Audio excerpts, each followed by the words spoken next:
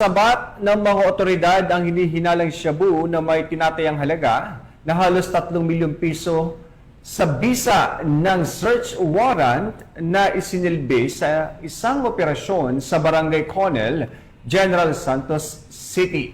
Naaresto naman ang 2 suspek at nahaharap sa kasong paglabag sa Republic Act 9165 o ang Comprehensive Dangerous Drugs Act of 2002. Patrolwoman Resali Umalay, ibalita mo. Umabot sa mahigit 2.9 milyong halaga ng hinihinalang shabu ang nasabat ng mga otoridad sa bisa ng search warrant na isinilbi sa Purok 8, Barangay Conel, General Santos City, dakong alas 7:08 ng umaga ng Mayo 18 taong kasalukuyan na nagresulta rin sa pagkakaaresto ng 2 sospek. Kinilala ang mga sospek na sina alias Bren, 31 anyos, makeup artist, at si Rodolfo, 35 anyos, walang trabaho. Kapwa naninirahan ang mga ito sa nasabing lugar. Ang operasyon ay isinagawa ng mga tauhan ng Police Station 9 ng General Santos City Police Office. Nakuha sa mga sospek ang 16 na sachet ng hinihinalang shabu, kabilang ang malalaki at maliit na pakete,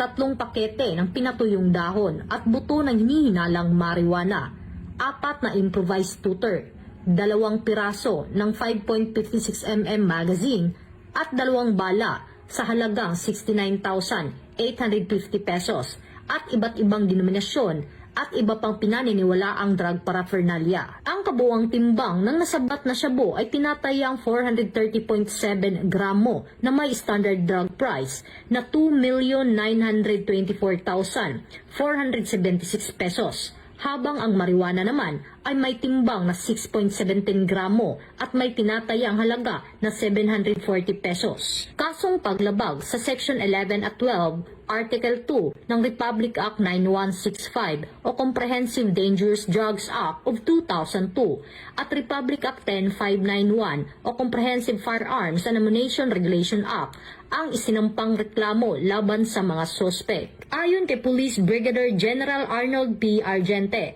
Regional Director ng Police Regional Office 12, ang matagumpay na operasyon ay patunay ng pinaigting na kampanya ng PRO-12 laban sa iligal na droga sa rehiyon, alinsunod sa direktiba ng pambansang pamunuan ng PNP dahil dito sa bagong Pilipinas ang gusto ng pulis, ligtas ka. Mula dito sa General Santos City, ako ang inyong PNN correspondent, Patrolwoman Resali Umalay, alagad ng batas, tagataguyod ng balitang